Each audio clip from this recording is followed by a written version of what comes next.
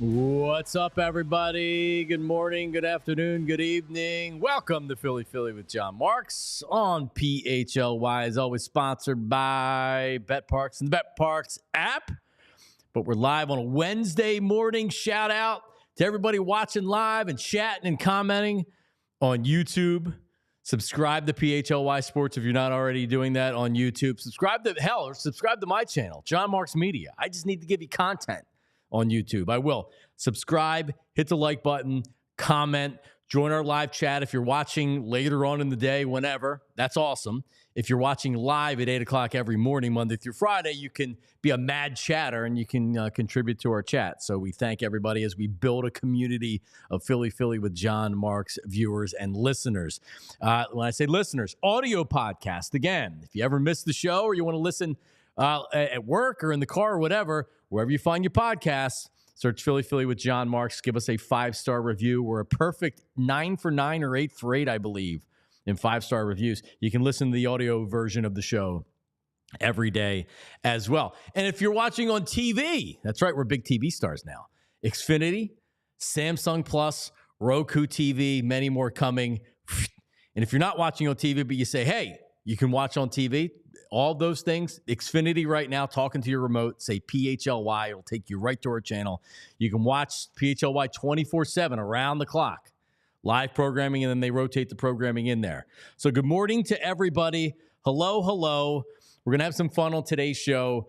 I want to start with this, and then we'll get into an early headlines with Tyler, because the 76ers have won 2 straight games. Good news on the Sixers, but that's not the big story when it comes to the Sixers, at least not on Philly with Jon Marks.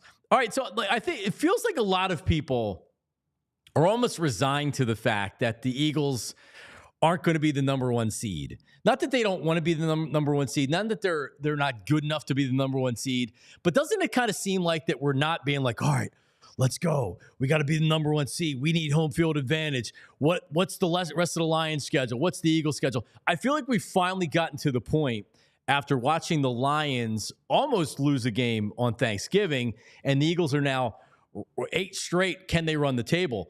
The NFC is very much the number 1 seed is up for grabs, because I don't know why a couple weeks ago it looked like the Lions had the easier schedule.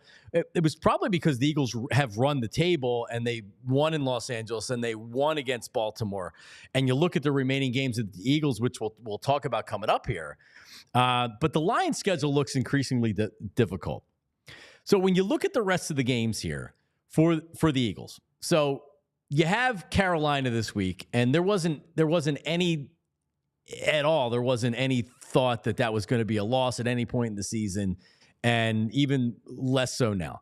So Eagles 1 game behind the Lions. They have 2 losses. The Lions have 1 loss. This week against the Panthers at home, that's a stone lock. Then you have the Steelers that are coming into town Sunday at 4:25. I'm excited to see what they look like against a really good defense. I do not buy Russell Wilson. I know he threw for 400 some odd yards last week, and he's fine. He's a good quarterback. But Eagles are going to be favored in that game. On the road against the Commanders, that's going to be a tough game. That's payback. Commanders may need that to be in the playoffs. It's a tough place to play. So, that's the one game. I'm worried about that game the most, at the Commanders. Home against the Cowboys, home against the Giants. If they need those 2 games, they will both be wins. So, worst case 4-1. Best case, they win out. But I would be shocked if they lost more than 1 game in their Final 4. So that would put them at 14-3. Holy crap! That put them at 14-3 on the season. Now, let's look at the Lions' upcoming schedule. It's not easy. So tomorrow night, Thursday night, against the Packers. And if you take a look at that line, Tyler, what was the last line that you saw? It's definitely not a Lions line. 3.5 was the last that I saw. 3.5 Lions at home. What does that tell you? Maybe Vegas is starting to sense that the Lions, while I still consider a team worthy of winning a Super Bowl, you're going to have these pockets during a year where you have a week or two where you don't play great. You're not going to be able to score 40 points every week. You're just not going to be able to. The Lions also beat the Packers on the road earlier in the season, right? So you're home against the Packers. That's a tough game. It's only a 3.5 point line. All right. Then the Bills come into town. So they have the mini bye because then it's Sunday against the Bills. The Bills are rocking and rolling, man. That's not going to be an easy game. Now, the Lions are an excellent team as well, but that's not an easy game. At the Bears with a new head coach, could that be a sneaky game? They barely won on Thanksgiving against the Bears. That could be a sneaky game. 49ers are cooked. And then you're home against the Vikings the final week of the season. That game right there could be for the number 1 seed. If the Lions lose a game and the Eagles, more or less, the Lions would be playing for home field or could be playing for home field in that game. So if the Lions stumble in one of these games, look out, because that last game against the season against the Vikings. So you have Vikings, Bills, Packers as the tough games and a division game against the Bears, and the Bears almost beat them. You look at the Eagles' schedule. Steelers are a tough game, but Panthers, Cowboys, Eagles, Commanders are going to be a tough game. So this is very much going to be. I'm ready to start this now because even I have paid little attention to being the number 1 seed. I guess because I expected a loss or 2 from them. Nope, it's only a 1-game difference between them. So I need to see. I know the Lions had a leg up when it came to the conference record, or likely opponent or common opponents. So we'll dig more into that as well. But all of a sudden, maybe the Eagles with the number 1 seed will welcome in Tyler Zulli, as we'll get to some early headlines today. But Lions do not have an easy schedule down the stretch. And I feel like that maybe this is the start of, they lost the game. I wonder if they peaked too early. Because the peaking too early is real. Doesn't mean that I think the Lions are bogus or anything like that. They're a very good team. They're Super Bowl worthy. But not the most experienced team in the world. Who knows? We welcome in Tyler Zulli. What do you think about this? Hey, good morning. The one thing with the peaking too early thing, and I think that there is real merit to it, but I do think that, like, what does it mean when we say peak too early? Was they played their best football and now they're not playing their best football? Is that strictly the line of demarcation that we're considering? Because right. The Phillies played their best baseball in May, right? And then never got back to that point.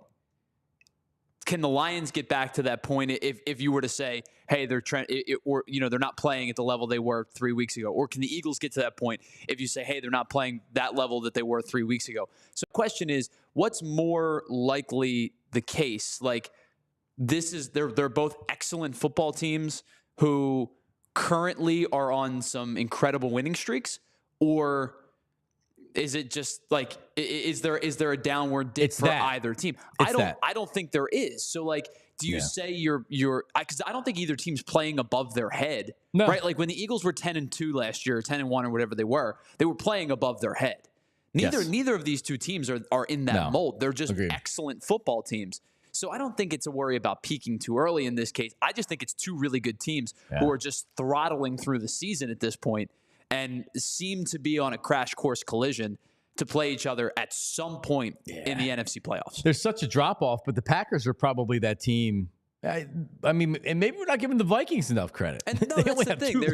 There's good teams throughout the NFC that are not the Lions or the Eagles. The Packers are good. The Vikings are good. I think that the conversation that people are having is the Eagles are winning the NFC East. Currently, the Lions are winning the NFC North. So the Packers and the Vikings, while both very good teams, are going to have to go on the road for a bulk of their playoff games, even if they are better teams than the Bucs or the Falcons or the Seahawks. Because I think we can all agree they're better teams than those, the winner of the West and the winner of the South.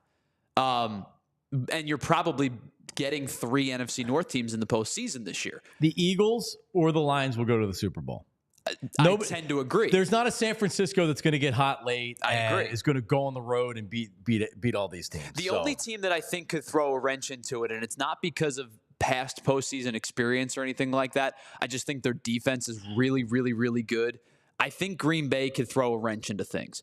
And I'm not the biggest Jordan Love guy in the world, but he's had enough playoff experience. He played well in last year's playoffs. Yeah. Got him the big deal. I think their defense, if you can get Josh Jacobs going, like, their receivers don't worry me, but I think Green Bay is the one team that might be able to they could beat the Lions, throw a wrench into things here and, upset the balance of power. But if it's not for them, I'm not a huge Minnesota guy this year. Darnold's played well. They've got talent. Their defense is good, but they don't They're super winning a lot of excite me. close games. They're playing. Right. Their record is better than their actual team. I agree. So I think it's Eagles and Detroit. Then you're looking at Green Bay going on the road and stealing some games. Maybe not even stealing games. They're probably going to be favored in the wild card round against whoever they play. And that's kind of it. And that's it, right? Yeah. Like Washington is a nice story.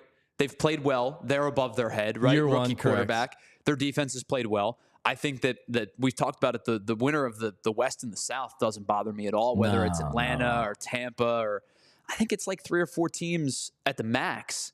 And realistically speaking, it's probably 2. Wow. All right. Well, let's get some headlines here coming up in a second. I saw somebody put the comment, Tyler, that I should do a monologue standing up like Jay Leno. Yeah, we got to get you. You've been talking about getting you a desk for a while now. So I mean, I don't know how I'm gonna. So I do the monologue and then I come over to the desk like I'm a late night host. Yeah. See, the problem is those guys have like 17 producers. You have me. That's it. Yeah, I mean it's good in theory. Next year we're gonna have a new studio. We're gonna be able to reconfigure our to make it look more like, because I hate having a laptop on my desk, on my lap. I think it looks so stupid, to be perfectly honest. I think it looks terrible, and it's, by the way, it's bad for the boys too. You know what I mean? Maybe this is why I'm not as functional as I once. Well, I'm just kidding. That's because I'm 47 and I'm diabetic. I kid. By the way, it's a casual Wednesday today. I have my Mac welding gear on right here. This is a completely comfortable hoodie. And so I think on Wednesdays now I'm going to wear, because I watch the 76ers show, and like those guys are always, it looks like sometimes they roll out of bed.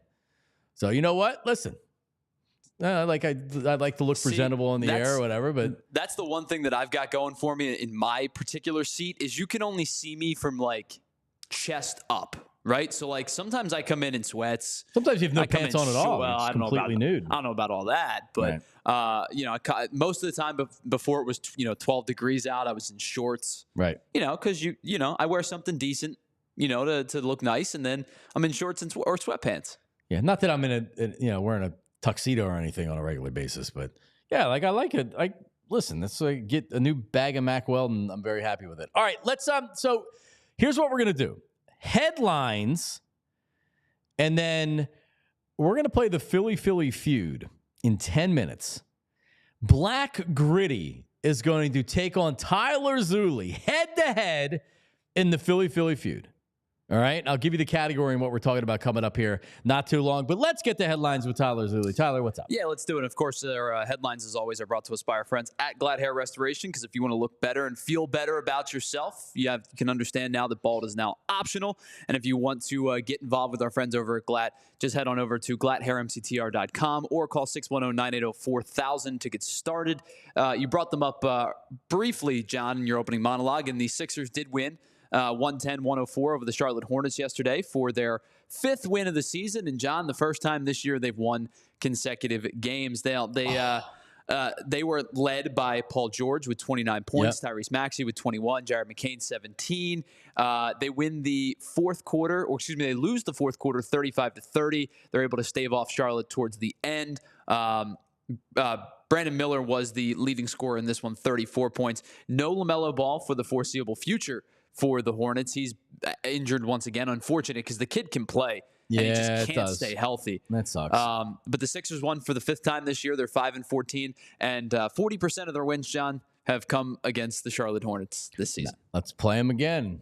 Again. The good news is, if you would like to play the Charlotte Hornets again, you don't have to wait too long. They've got not a back-to-back, but a home-and-home, if you will, with Charlotte heading the 16th and the 20th of December. So they play them 2 more times in the next 2 weeks? 2 more times in the next 16 days. Yep. Holy cow. Yep. Their 4 games with Charlotte will be done before Christmas hits the calendar. I'm in. So here's my takeaway from last night. It actually looks like a basketball team, finally.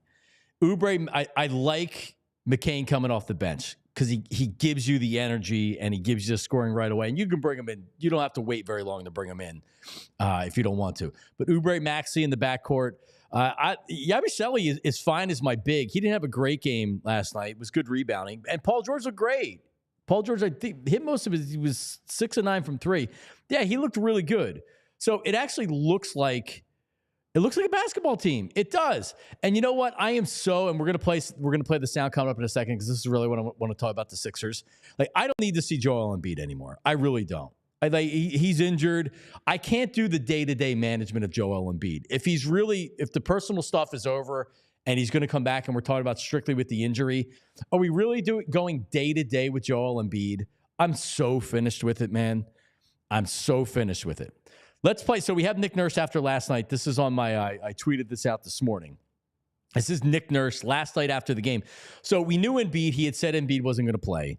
Before the game, when he spoke to the media, he said, ask me after the game about Embiid. So I don't know what was going to change after the game, but he said, ask me after the game about Embiid's status because they have a back-to-back. They're playing tonight against the Magic at home. And here's Pete Pompey asking about Joel Embiid playing tonight. Sorry, 1 second. Just having a slight technical difficulty. No, you're right. I'll get it to you in just a second. So it is, it's, I don't know why anybody would think he is going to play tonight. And I'll give you a sneak peek of what I feel. I don't know if they're communicating with him at all. When you listen to this answer, this is the answer. And I'm not ripping Nick Nurse at all. Nick Nurse wants to be a basketball coach. He doesn't want to deal with this nonsense. He had to answer questions during training camp. Where's Joel? Where's Joel? Where's Joel? And Joel's not giving them any information, or he's the one that's driving the injury bus. All right, here's Nick Nurse last night. He said, ask you after the game about Joel. Yeah. So is Joel going to be able? Is he playing tomorrow? Yeah, I mean, listen. First off, we'll talk with check on Paul and see what his status is as well. We'll check on Joel as well. I don't have any real update for you.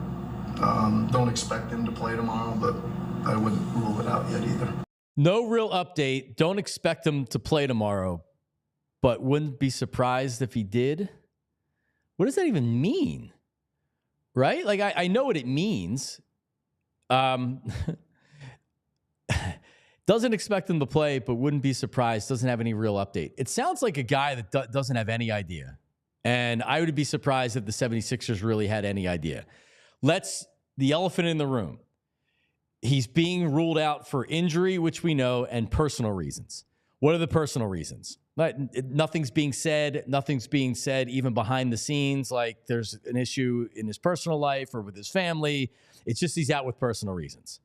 So it's a personal reason that he's mad as hell at the team because a story got leaked that he was late for, quote, everything.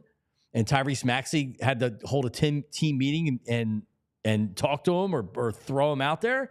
Right? Like, to me, that's what it seems like. And I've always thought that when things were going to end for Joel Embiid in Philadelphia, not only were they going to end quick, they were going to end badly. I don't know if he finishes the regular season and he's in and out because of the injury. I don't know if because of the injury and the personal thing that they just say, hey, sit out for an extended period of time. Here's what I know. You can't keep doing this day-to-day thing with his injury. Like, think about the limited amount of information that Nick Nurse is giving you right now. He has no real update. Well, why would you have no real update? He has worked out. The knee's responding. He's worked out. The knee hasn't responded. He's doing stuff off of the court. Like, what's the update? There is no update because I don't think he has any real information. When was the last time we saw Embiid? When was the last time anybody saw Embiid? Forget about talking. When was the last time? Is he going to be on the bench tonight in his street clothes? He hasn't been, right? I don't know if they're talking to him. I don't know if there's any communication. I think Joel Embiid is mad and has shut it down. So we'll find out more tonight. They're going to be at home, and I'm sure they're going to be questioned about it. I would like to know if they've spoken to Joel Embiid, and since he's being ruled out, personal reasons and injury, what's the percentage? Is it, well, he could play if it wasn't for the personal reasons? Because if he can't play because of the injury, then he can't play because of the injury. There's no reason to put personal reasons. This is fishy, and this is a problem. And I am so ready to move on from this crap.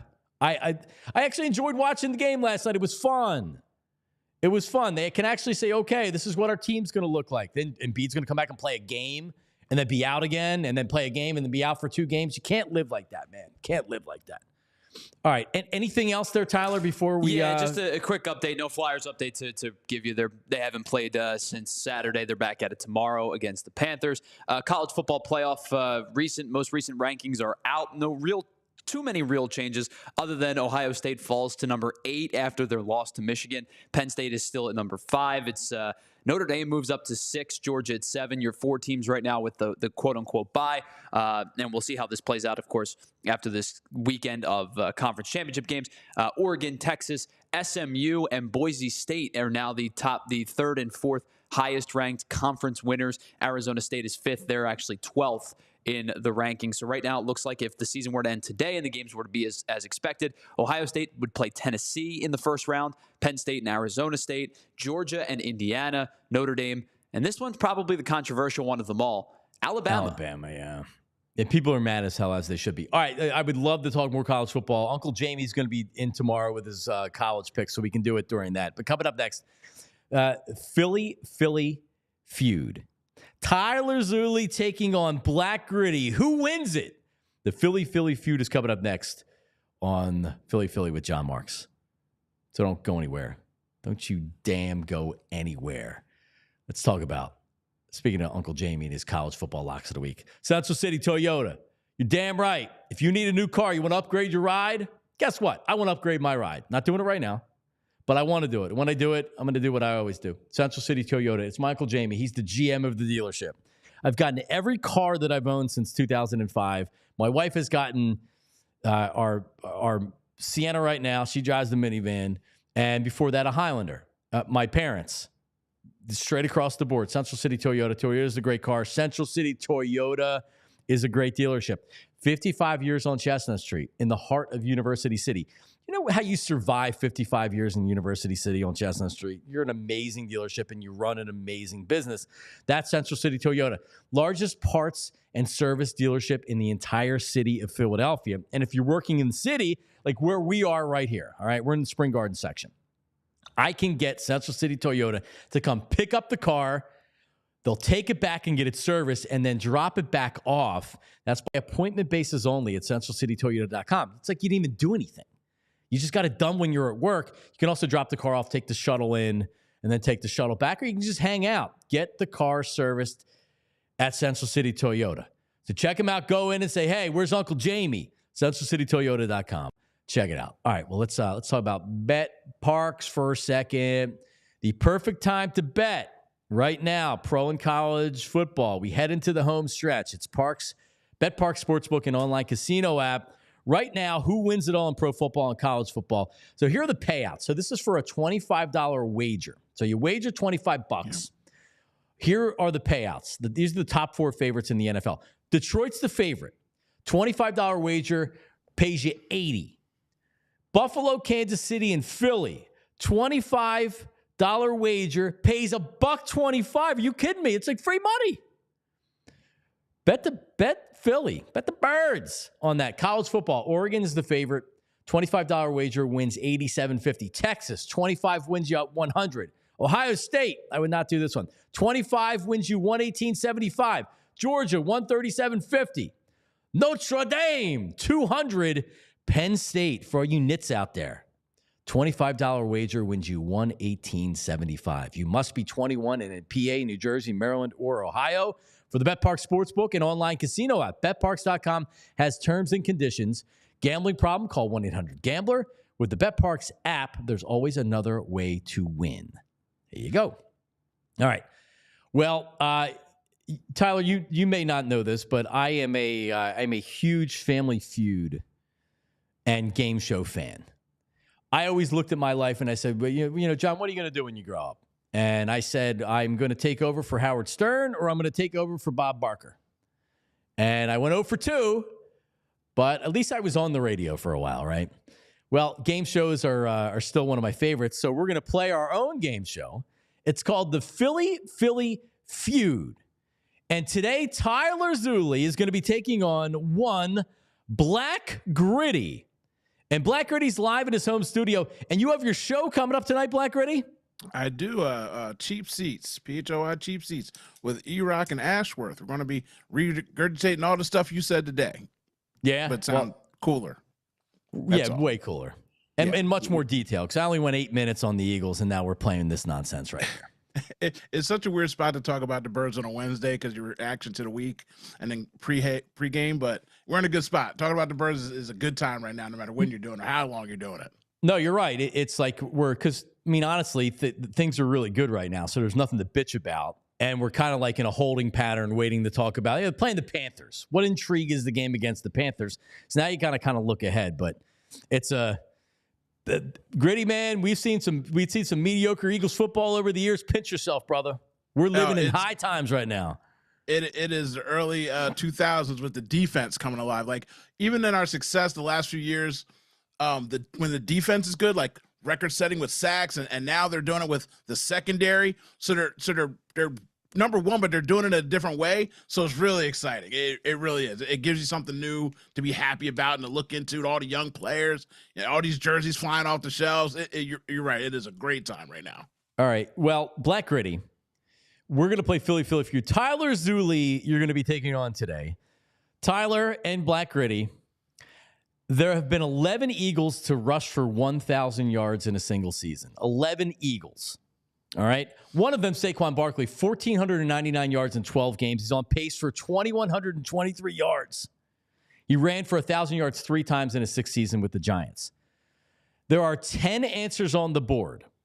Name the other 10 Eagles to have rushed for 1,000 yards. Now, here's how it's going to go. We're going to start with our junior statesman, Tyler Zuley. He's going to give an answer. If you get a strike, you just go back and forth. So Tyler gives his answer. Gritty gives his answer. The first person with 3 strikes loses.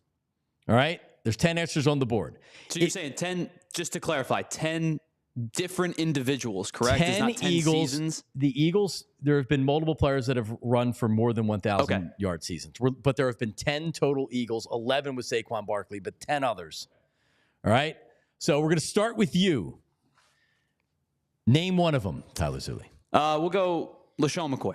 LaShawn McCoy.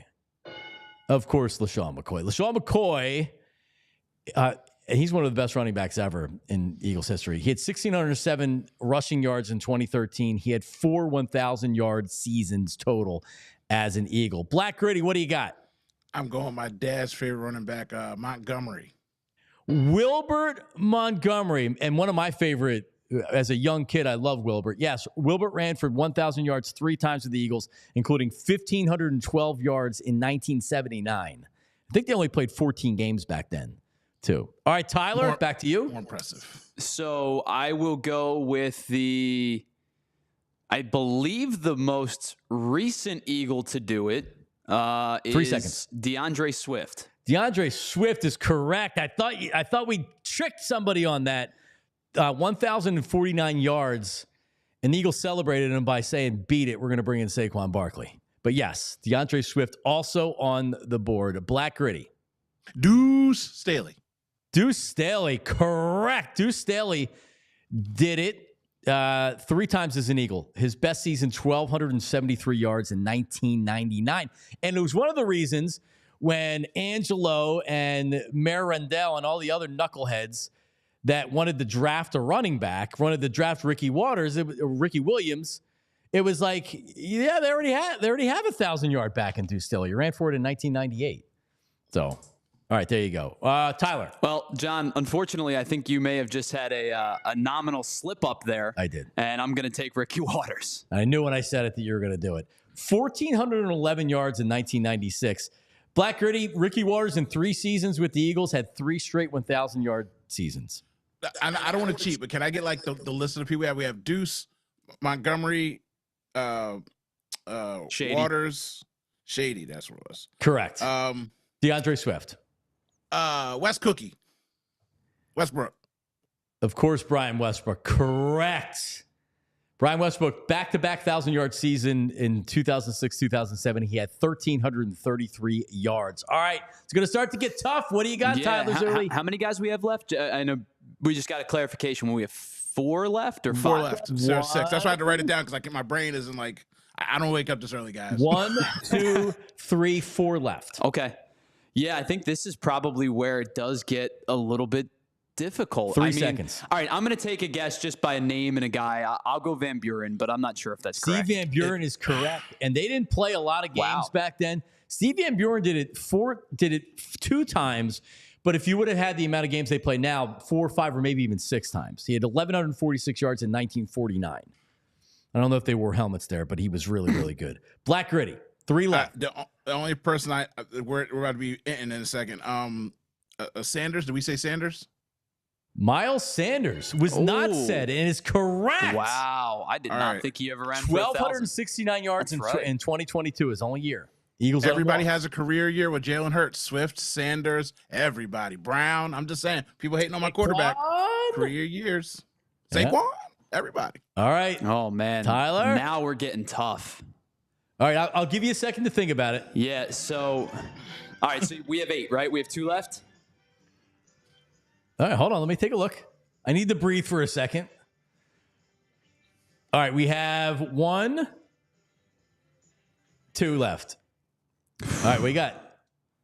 You know, I'm having a tough time coming up with somebody, so I am going to turn to the chat. Somebody brought up Keith Byers. I'll say Keith Byers as well. I don't know if that's correct, but Cheating I'll use in the Keith chat. Byers. Yeah. Wait, we get to the chat? Let me get the chat up here. Where's the chat? All right.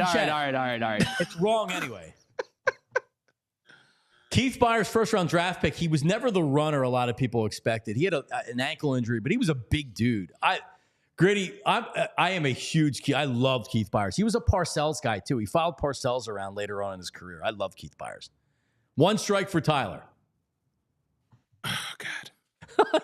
Both of you are going to miss this. Ernest Jackson. Ernest Jackson is the pull of the year. And I would have gotten that one, too. Ernest Jackson rushed his 1 year as an Eagle, which was in 1985. He ran for 1,028 yards, 3.6 yards per carry. Shout out to my pops. I'm just thinking of people like my dad talking about because I can't. Anybody else I can remember, I feel like we've already named. I don't know anybody else. There's 1 left. Tyler Zulli. So, this might be a stupid question, but I have to clarify. They are all running backs, correct? Correct. All right. Oh, that was a good question. Just making sure. Oh, man. This isn't right, but I'm going to say this name because it's the only one that keeps coming to my head. I'm going to go Charlie Garner. Charlie Garner. That's a good guess. That's a good answer. Incorrect. He was paired with, and I'm pretty sure he ran for 1,000 with the Raiders, but he was paired with Ricky Waters. Famously, Ricky Waters and Charlie. Ricky was not happy they drafted Charlie Garner because he took a big chunk of snaps away from him because he was such a good second running back.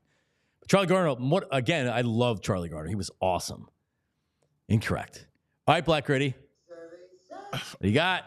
Sproles. I have no idea who this other person is. I'm done. I am tapped out.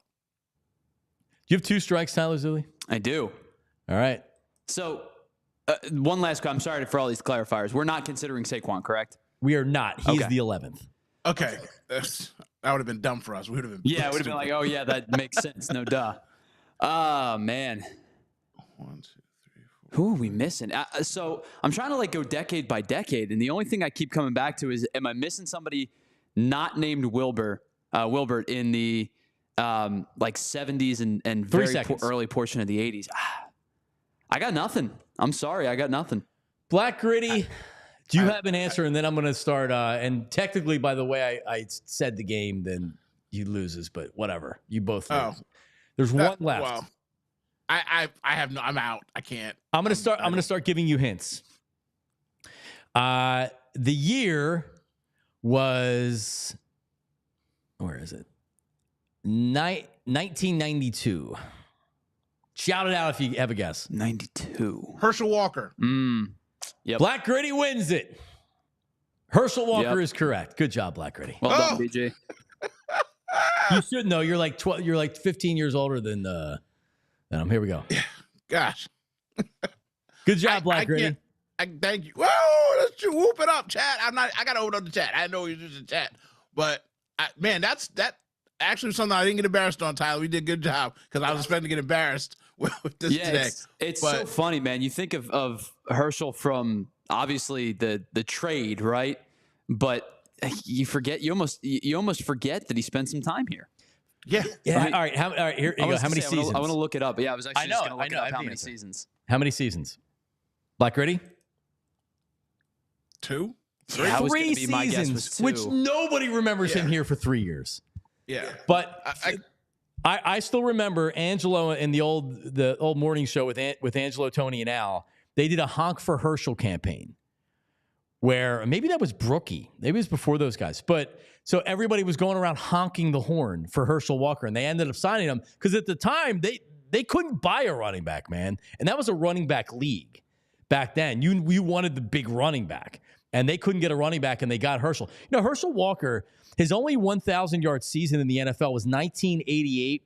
He ran for 1,514 yards. Jimmy Johnson comes in and trades him after 5 games the following year, and they get that famous bounty for trading him to the Vikings, where they got all those picks, all those draft picks, which they turned into what really was the basis of the championship teams. They hit on all those draft picks. The chat had some good answers, like not right answers, but they had answers like at least I can remember anybody else. My brain was just racking for like top tier running backs, like Ajayi. Like that didn't even pop in my brain. Yeah, but they acquired him at the trade deadline, and they had the monster that year with a couple of different backs. Yeah. So, by the way, the reason I asked you about it, could it be a non-running back? Obviously, Randall comes to mind. He had 942 was his career high. He's 26th all time in a regular season, so he had 942. Jalen Hurts is the second quarterback at 784. He's also run for 760. And Mike Vick's high was somewhere down in the 676. Yeah, and I don't know if he played a full season there. Yeah, Randall, the year he almost rushed for 1,000 yards, it looked like he was going to for a lot of the season. And then next year was the Bryce Pop year, where he missed the entire season. Yeah, but he got popped by Bryce Pop, and that was the year. That was the year, Black Gritty. That was the year that everybody thought, Randall, the anniversary yesterday, I tweeted this out. The anniversary of Randall with the 91-yard punt was yesterday, 35 freaking years ago. Yesterday. Yeah. And when you look at Randall Cunningham, the thing that comes to me most is like, when we got T.O., with McNabb, we went right to the Super Bowl. When I watched Randall Cunningham go to the Vikings, I'm like, if you would have gave him any semblance of wide receivers, he was old, and he was flinging that thing all over the place to Randy Moss. I'm like, we could have lived that life if we just had like a top-end wide receiver for this guy to throw to. 1998. With the Eagles, the Eagles were bad. That was the last year of Ray Rhodes. They sucked. And so I remember watching Randall, and it was almost like it was the Eagles. I love Randall. Randall's one of my favorite Eagles players ever. But like growing up, as a kid, and you get this first of his kind, the ultimate weapon. He's on the cover of Sports Illustrated, and he can throw the ball 70 yards in the air. He can punt the ball 90 yards. He was an All-American punter at UNLV. A lot of people don't know that. They did not know that, no. And when I talked to, doing sports radio for 2 decades with having apps and you can listen to our shows from all over the country, you get to know a lot of Eagles fans that aren't from this area at all, have no connection to this area at all, like Justin from Tennessee. And a lot of them are Eagles fans because of Randall Cunningham. I would like Barry Sanders is the same way. Barry Sanders was so good. You had some Lions fans because they're big Barry Sanders fans. There are a ton of Eagles fans across the country because of Randall, because he was that first guy. Denzel Washington, and mostly because of his son. His son became an Eagles fan because he loved Randall Cunningham. He did that movie out here, and he got to meet him as a child. I saw the video floating around yesterday. Yeah. Yeah, he was talking about that. He's like, if I win anything, if Randall could come out and give the speech to this day, Randall Cunningham made me love football. And you're right. He set the nation on fire. He was doing stuff nobody else was doing. He was so cool. Love Randall. It's so fun. Yeah, and then there was the House of Pain game anniversary the other like last week or something. Do you remember who was playing in that game for the Eagles? What quarterback? I do not. I don't know if he played the whole game off it's Jeff Kemp. Remember they had that year where Randall went out, they had Jim McMahon, Brad Gable, Jeff Kemp. They got that. Who was that Jet player that came out of? Pat Ryan came in for a game. He came off a construction site. Rich Kotite brought him in off a construction site. It sounds like the Replacements movie when you just start listing off those names. It's like you start blocking out that kind of pain. Oh, my gosh. All right. Black Gritty, congratulations. Technically, you win. You're 1-0 against Tyler in the Philly feud. Congratulations. I appreciate you, and I appreciate America. And Tyler, stay out of the chat, you cheater. I know it's right in front of your face. You can't help it. It's right to my right, man. There. Come on. Yeah, And I know. What time's the show tonight? 7 p.m. live. Come check us out. Hang out. Get in the chat and talk some stuff. Go Birds! 7 p.m. live. You can watch, of course, whenever on YouTube at your convenience. Thanks, Black Gritty. There he is, Black Gritty. Coming up, more on the Eagles. Also, a proposed rule in Major League Baseball, the golden at bat. Everybody's calling it the dumbest idea ever. I'm going to try to make the case that it's a good idea. So stay tuned for that. Philly with Jon Marks. Don't go anywhere. Damn it, don't go anywhere, because let's talk about glad hair restoration for a second. Look at the hair, looking good. I do have this odd patch of, because I have a lot of gray and really white in my hair. Look at my beard. But yeah, it's like this really odd patch of white in my hair when I look on the camera, but the hair looks great. It does. Glad hair restoration. If you're going bald, and this just isn't about hair restoration, it's about innovation. That's like one of the taglines for it, right? And it's really true, because you don't have to be completely bald and get hair restoration to benefit from glad hair restoration. There is a ton of things going on. Technology in 2024, like what's it going to look like in 2 years? There's going to be even more things, right? And that's why you want to get with glad hair restoration, because they're above everything. They're up on the latest in science. Right now, the big thing that's going on is vitamin supplementation and a lot of PRP and stem cell restoration type stuff where you get real results. A non-invasive TED treatment, which is newer to the market, which I get done every year now, I guess for the last 3 years. And the goal is not to regrow your hair. It's to stop the shedding and stop the thinning and slow it down. Right? It's not necessarily all about, hey, I'm going to go from being completely bald to like, look at this great head of hair. What if you have a pretty good head of hair and you just want to save that, right? That's telling you glad hair restoration. Each patient receives a complimentary one-on-one consultation to pinpoint the best course of treatment. And their hair team is the most experienced in hair restoration, period. I've known them over a decade. Lisa, Cheryl, the whole crew over there, they know what the hell they're talking about. So you go in there, they're not going to try to upsell you on anything. They're going to say, all right, let me take a look. How old are you? Yeah, I think this makes sense for you. Call them today. Bald's now optional. Get your hair back. GlatHairMCTR.com. GLAT hairmctr.com, or call them. Operators are standing by. 610-980-4000. 610-980-4000. GlatHairMCTR.com. TrueMark, just on the TrueMark financial app this morning, looking at my business checking account. Move some of the money over to the business savings account, right? Already saving some cash. It's going well. And right now, TrueMark, it's such a great idea, because my kids are at the age where you really want to start teaching them about finances and being financial responsibility, and they have a savings account or whatever. But this is called the Green Light account. If you've got kids, TrueMark has the ultimate playbook for teaching financial responsibility. The Greenlight app is changing the game, helping kids and teens learn how to earn, save, and spend wisely. They set up savings goals, track their spending, and they even get an allowance right there in the Greenlight app. And here's the really cool part, and I'm going to surprise my kids with this coming up here next week. Each kid gets their own debit card so they can make purchases and learn real-world money skills while staying in control from my phone.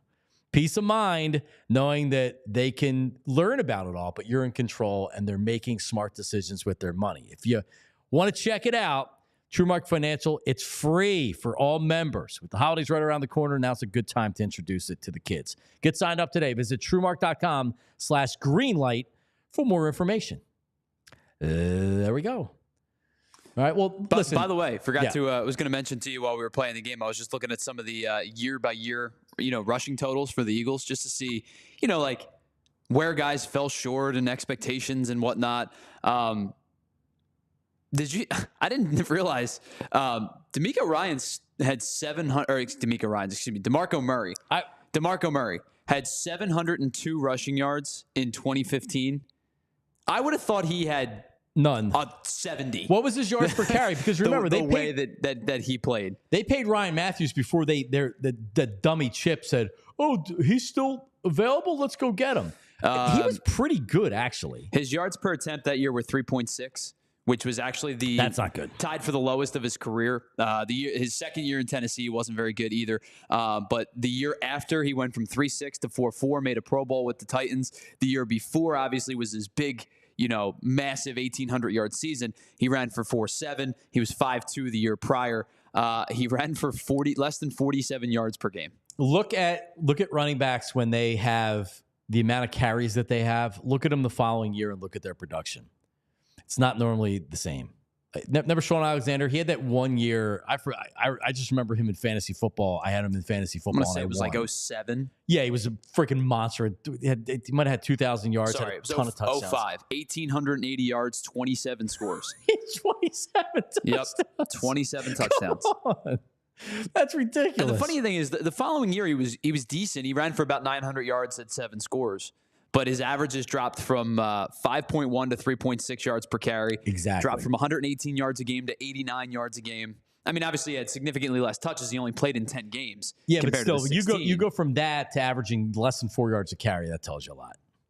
So yeah, so some of the names on this this list are interesting. Like 1973, Tom Sullivan just missed 1,000 yards while only playing in 13 games.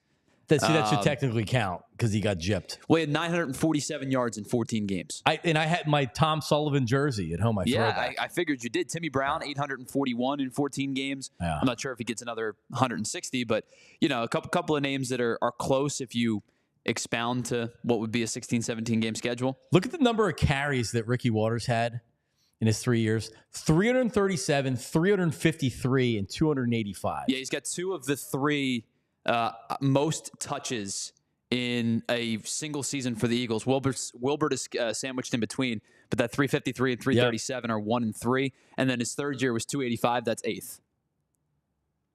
He was a workhorse, man. That was a different NFL then. And John Gruden was the coordinator for 2 of those years, and he looked at their roster because they brought him in to be the West Coast guy. Jeffrey Lurie all the way back then said, "Look at the 49ers; they're the winners. That's what you want to try to model. That's the model for it." They brought in John Gruden, who was a West Coast offense, young stud, and he had Rodney Peete with Randall, but then Randall wasn't getting the concepts or whatever. So Rodney Peete was the starting quarterback, but he used Ricky Waters. He used the hell out of Ricky Waters, and Ricky wanted the carries. He used to look up into the booth in Old Veteran Stadium where Gruden would be, and if he wasn't getting enough carries, he would yell up at John Gruden at the booth. He'd be screaming up there, pointing to him, "Give me the ball, give me the ball." I loved Ricky Waters. Ricky Waters is. I saw there's some old time Eagles player that they're considering for the Hall of Fame, like one of the veterans, whatever it is or whatever. Like, all right, fine. You want to put somebody that played in the 30s or the 40s or some owner from the 20s in the Hall of Fame. Man, Ricky Waters he's a borderline Hall of Famer. You're going to put old guys like that where they didn't even play with helmets. You got to put Ricky Waters in the Hall of Fame, man. You're really hung up on this guys that didn't wear helmets thing. Well, so how do you say to Ricky Waters, who I believe he had 6 straight 1,000-yard seasons as a pro, 6 straight. I mean, that's impressive. He was good into his 30s. He was a good receiving back too when he left San Francisco and came to Philly. All I'm saying is that, like, all right, you want to put the guy, the owner of the Canton whatever in the Hall of Fame. That's the same Hall of Fame that Ricky Waters should be in. Anyway, all right, so the golden at bat. Ooh, I know you talked about it yesterday on PHLY Phillies. The golden at bat. So you're Mr. Philly, Tyler Zulli. So the long and short of it is, one time a game, and let me see how I had it up here, and then of course I navigated away from it. But I saw what Jason Stark put out there about it. But essentially what it is it's an idea that allows a team one opportunity to call upon a hitter who's in the lineup but not due for an upcoming at bat at any point in the game. So, like, it's the bottom of the 9th. There's a runner on first base, and you have Steve Jeltz coming up to the plate. You have a terrible hitter coming up to the plate. You could bring in whoever from your lineup and put him at bat once a game, the golden at bat. It could be, Tyler said this earlier, it could be Bryce Harper comes up, bases loaded, he strikes out. Hey, Bryce Harper, you're up again. Right? One time a game, the golden at bat, where you can put any player up to bat. Your thoughts? Tyler silly. Yeah, I think this is ridiculously silly. I think a lot of the rule changes that have taken place over the last couple of years, even the ones that I kind of was like begrudgingly understanding of, I think they have merit. I think the pitch clock I didn't love because I thought that it was going to, maybe cause some arm fatigue or arm problems. It was going to change the direction of the game, has significantly increased the pace of play of baseball. It's actually been an enjoyable product. You don't really notice it other than when you get a pitch clock violation, which is happening still, but it's happening significantly less. The biggest one for me was I was the biggest fighter against the DH in the National League because I thought it took the strategic environment out of being a manager in the National League.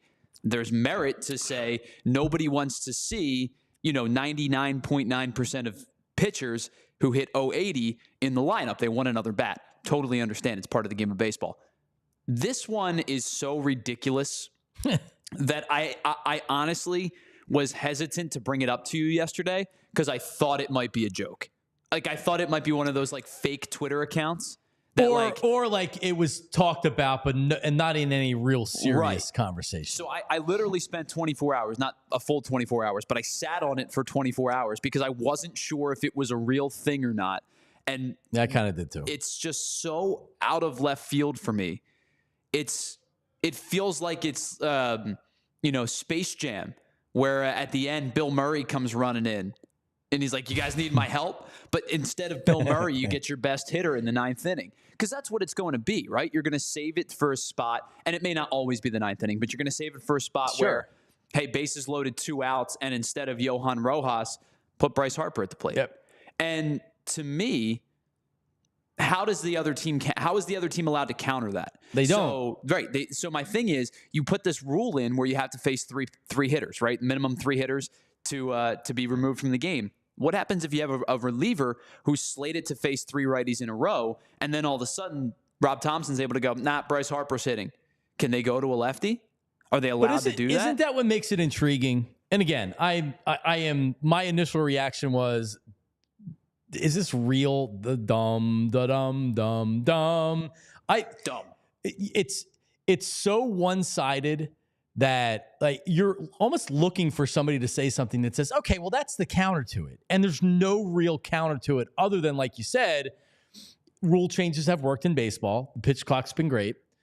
I was for the pitch clock. I want a game sped up. I think it worked out. There's a lot of bitching and moaning early, especially from ex-players. They were like, "Oh, you're chill." Like, I hated it, but I've come to terms. I came to terms with it, and then I actually enjoyed it because, like I said to you, there is something to be said about, like, hey, it's Tuesday night, and I'm not still sitting watching the Phillies at 11 o'clock at night because it was a 3.5-hour game. So it's closer to being rock and jock softball where they put the train tracks in the outfield than it is real baseball. Do you want the inconvenient truth, or do you just want to see me hit a couple dingers? That's what this is. Yeah, like, why don't we just once a game we just give you a home run whenever you want to? It is intriguing if you think about it, though. It is intriguing. One thing baseball has to do, okay, is I love baseball. Baseball was my first love. I love the Phillies. I don't watch a ton of out-of-market baseball, but baseball got it right. Baseball was really good this year. Playoff baseball was really good this year. Baseball in general was really good this year. Games are sped up. You're not watching 4-hour games, 4-hour bad games. So it worked. We don't like change, right? Whenever you try to change something in sports, whether it's baseball or football or whatever, initially you're going to resist it. But think about what a game would be like if what we talked about. All right, Phils are down by a run. There's a runner on first and second, 1 out. Johan Rojas is coming up. No, he's not. Here comes Bryce Harper, golden at bat.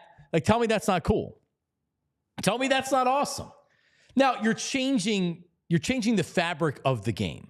But they've already done that with extra innings, with putting a runner on second base. They already did that with 7-inning double headers. They've already done that with a pitch clock. They've already done that with how many batters a pitcher has to face. You just can't take them out after one. And that's been very effective. It speeds up the game. They've done that in football with instant replay. Oh my God, Tyler, there was so much bitching about instant replay before. Like, oh, you can't have replay. It's going to slow the game down. But what about error? What about like, you want human error in games? No, I don't. That's why I want more replay in the NFL. And they've given you more replay and the games are better for it. So why would this be so bad? That's my question. So, and that right there, I think, is actually the defeat of your argument, because everything else, even if you disagreed with it, right? Like I said, I disagreed with at the beginning with the pitch clock. I disagreed with the DH. I've been proven wrong. There's merit behind it. There's tangible evidence to say the contrary. That right there, what you just said, I think defeats your argument.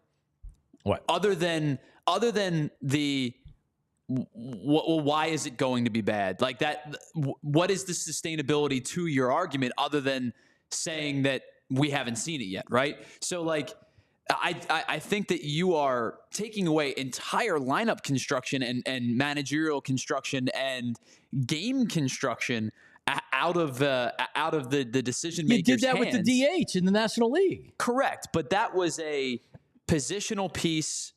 There was a spot in the lineup that was just being added. And again, I thought it was dumb. I love the fact that the National League had to be strategic about double switches and had to be strategic about the use of their bullpen because you knew that guy was going to come up at some point in the lineup. I loved all that. I was proven that, I was not correct, at least from the way that baseball perceived it. Well, I just don't think that this holds any in-game merit. Well, of course it doesn't. So then what's the point of it? Well, I mean, what was the... Other than like him being... Offense, excitement during a game. I like money. So okay, risk reward, right? The risk is you're turning the game into rock and jock to where it's like, all right, this is ridiculous. Right? You're going to have a golden at bat where anybody can come up.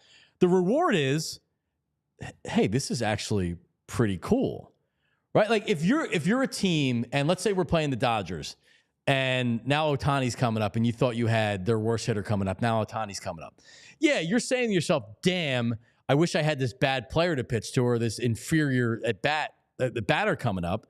But like now you got to get a guy out. And so that you deal with it. But then you also were able to do that on offense. And by the way, I just want to give a shout out to everybody watching on TV. If you want to watch more of the show, switch over to us on allphly.com. The reward is that you're making the game more exciting. You're keeping people longer into the game. And this is a change that's like, you know what? This is pretty cool.